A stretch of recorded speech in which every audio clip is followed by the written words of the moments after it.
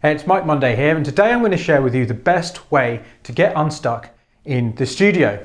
You see, often when you're making music, you'll default to one particular mode of problem solving, one particular way of creative thinking, without realize there are many other options. And this video introduces you to the two main ways of solving any creative problem. And this video is taken from month 2 of my flagship program, Start Now, Finish Fast, which is called Make Great Decisions Fast, because the creative process is a very long list of very small decisions. And by learning what these different methods of problem solving are and how you can use them, you'll be able to make much quicker and better decisions in the studio, and of course avoid getting stuck.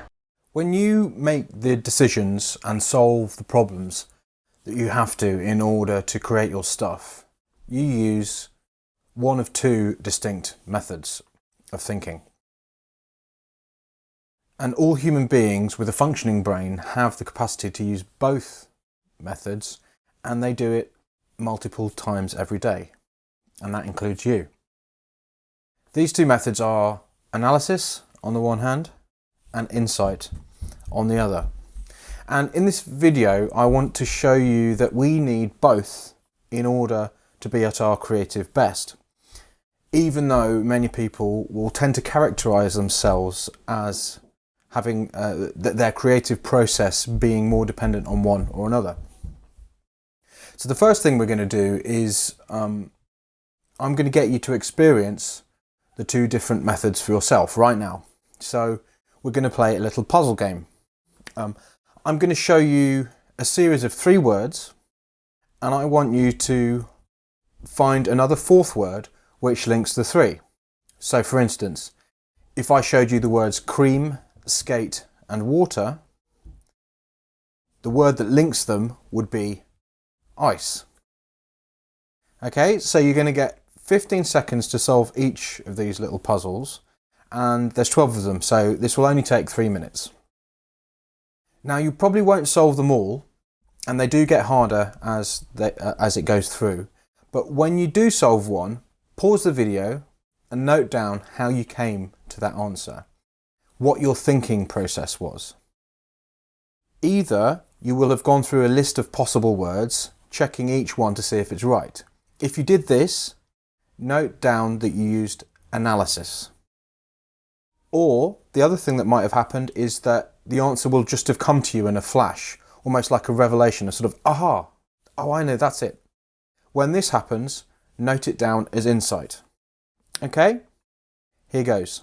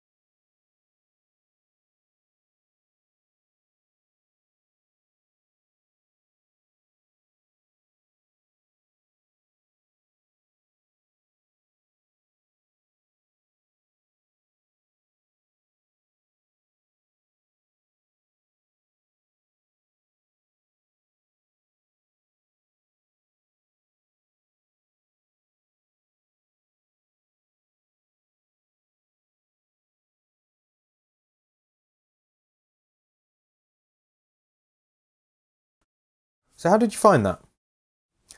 Now, please don't worry if you didn't get very many. I didn't get very many when I did it.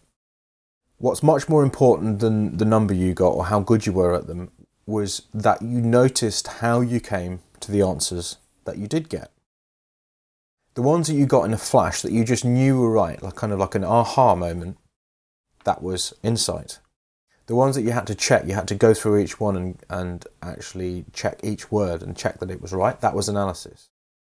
And learning the difference between these two different methods will actually help your ability to use both.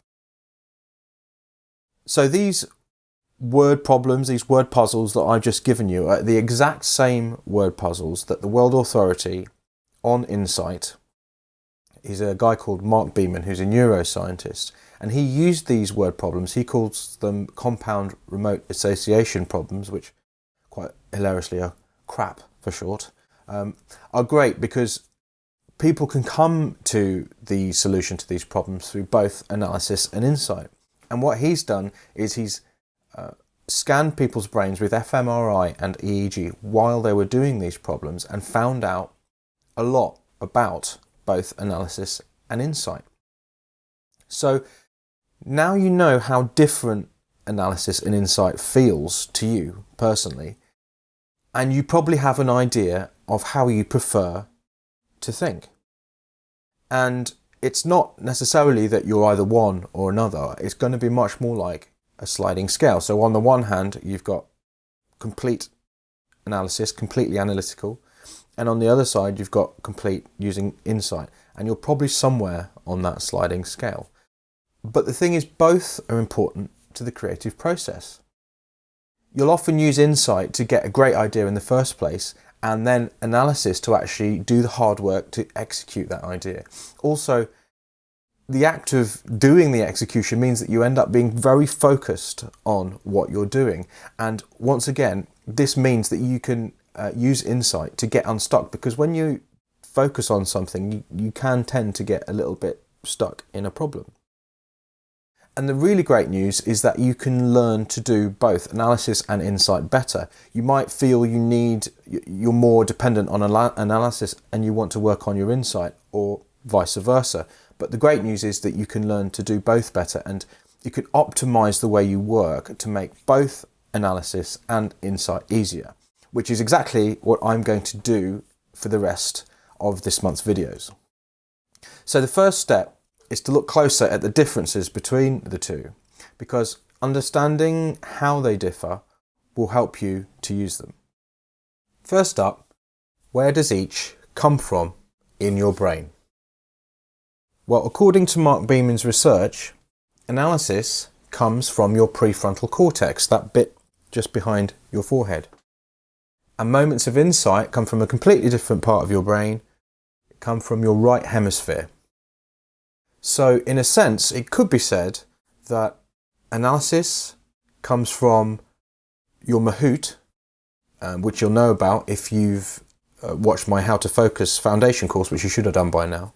And insight is responsibility of your elephant. I mean, if you think about the solutions you came to by analysis, you used a conscious thought process, didn't you? And when you had those insights, they almost felt like they came from somewhere else, somewhere outside of your awareness or your unconscious. So when you solve problems or create your stuff via analysis, you focus on the detail. And this process can be hard work. There's a lot of hard graft, sweat or perspiration involved. Whereas when you use insight, you have an open mind. You're looking at the big picture. And when you'll do this, you're relying on inspiration. And in fact, you're much more likely to get inspiration in this state, which we'll talk about in another video. So, in the broadest terms possible, with analysis, you're using your mind to zero in on an issue. You're using convergent thinking. Whereas with insight, you're expanding your mind and using divergent thinking. So I hope by now you've got a really good idea of the difference between analysis and insight. You've experienced that difference for yourself, and I've also shown you what those differences mean. Remember, in order to be at your creative best, you need to develop the ability to use both, even if at the moment you rely more heavily on one or another.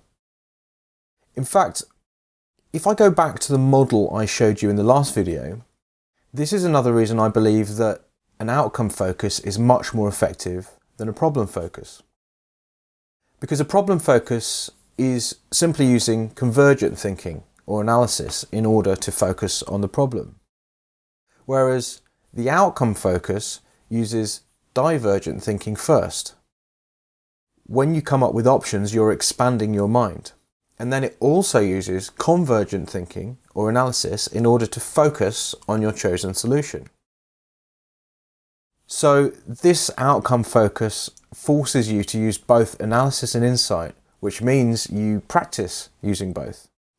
And this is a great way of both creating your stuff and for getting better at creating your stuff.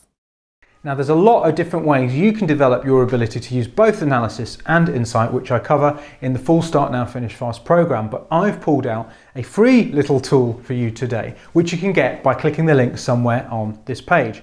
It's a set of questions called the Well-Formed Outcome, which I've used in all areas of my creative life to get over all sorts of sticky creative situations, because it forces you to use both analysis and insight, and as a bonus, creates the conditions where much more insight occurs. So to get this tool for free, simply click the link somewhere on this page, and until next time, onwards and upwards.